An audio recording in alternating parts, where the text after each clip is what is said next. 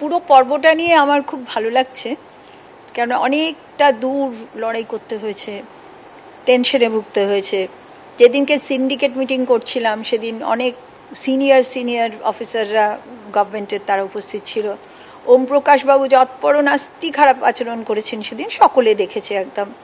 এবং ওনারা সবাই ওই ঘরের মধ্যে মানে সিএমের অনুরোধের কথাটা উল্লেখ করেছেন, যেটা আমার খুব ভালো লাগছিল না, যেটা না উল্লেখ করতে পারতেন, উল্লেখও করেছেন।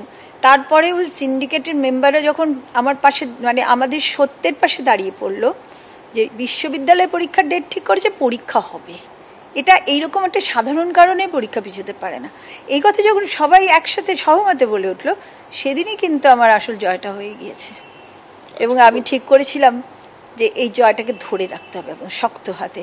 তাহলে আজকে কলকাতা বিশ্ববিদ্যালয় যে সময়ের মধ্যে দিয়ে যাচ্ছে, গত 2 বছর 2 মাস ধরে একটা অটোনমির দিকে ধীরে ধীরে এগিয়ে যাচ্ছে, সবাই আনন্দের সঙ্গে পার্টিসিপেট করে। তোমরা যখন আমার ঘরে আসো দেখতে পাও যে অফিসাররা প্রফেসররা কত আনন্দের সঙ্গে পার্টিসিপেট করছে পুরো কাজে, সব কাজে।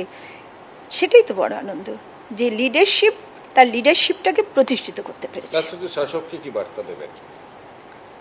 শাসককে এই বার্তাই দিতে চাই যে ভবিষ্যতে এই ধরনের অনুরোধ যেন তারা না করেন, 1 নম্বর।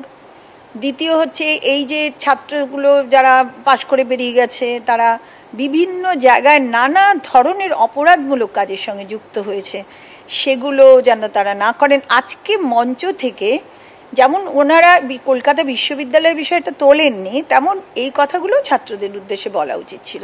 যেখানে মানে আমাদের মানে ওরা তো পার্টির সুপ্রিমো হিসেবে হাজির ছিলেন, নট এ সিএম। উনি বলছিলেন বাঘা যতীনের কথা, উনি বলছিলেন ক্ষুদিরামের কথা, উনি বলছিলেন যারা স্বাধীনতা এনেছেন তাদের কথা। তা তাদের আদর্শটা তোমাদের মধ্যে ঢুকুক, সে কথাটা বলার দরকার ছিল।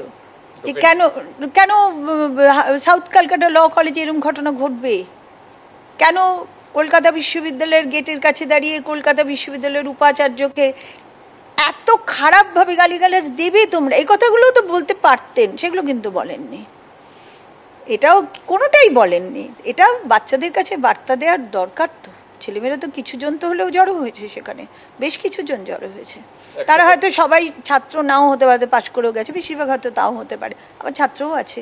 তো তাদের কাছে বার্তা, চরিত্র গঠনের বার্তা দিতে হবে না? সে বার্তা কই? এক কথায় কি বলবেন আজকের পরে এই ঘটনা নিশ্চয়ই কলকাতা বিশ্ববিদ্যালয়কে এক ধাপ এগিয়ে দিল, আমাদের স্টেক হোল্ডার্সদের এগিয়ে দিল। সিন্ডিকেটের সিদ্ধান্ত নেওয়ার যে ক্ষমতা থাকা উচিত, একেবারে মাথার উপরে মানে কেউ নাচতে পারবে না, সিন্ডিকেট সক্ষমতে একটা বিষয়কে পাস করাতে পারে, এই শিক্ষাগুলো পেল সিন্ডিকেট। আগামী দিনে আমি জানি না আমি কতদিন আছি, কিন্তু এই শিক্ষা আমি রেখে যাচ্ছি বিশ্ববিদ্যালয়ে জয়, স্বাধীন চেতার জয়, সঠিক সঠিক যৌক্তিক বিষয়ের উপর স্বাধীন চেতা হওয়া দরকার। এমনি স্বাধীন চেতা না, যা ইচ্ছে তাই করলাম, আমার ইচ্ছে, আমি 9/6 ইউজ করলাম। আমি আজ পর্যন্ত কোনোদিন 9/6 ইউজ করিনি। ক্যালকাটা ইউনিভার্সিটি একটা রুলে আছে 9/6 অ্যাক্ট, সেটাকে আমি 9/6 বলি। এই 9/6 আমি কোনোদিন ইউজ করিনি।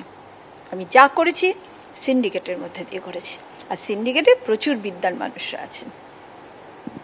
আমরা কথা বললাম উপাচার্যের সঙ্গে। কলকাতা বিশ্ববিদ্যালয়ের উপাচার্য কার্যত জানিয়ে দিলেন এই জয় কার্যত কলকাতা বিশ্ববিদ্যালয়ের জয়, এই জয় সিন্ডিকেটের জয় এবং বিশ্ববিদ্যালয়ের স্বাধিকার এবং স্বাধীন চেতার জয়।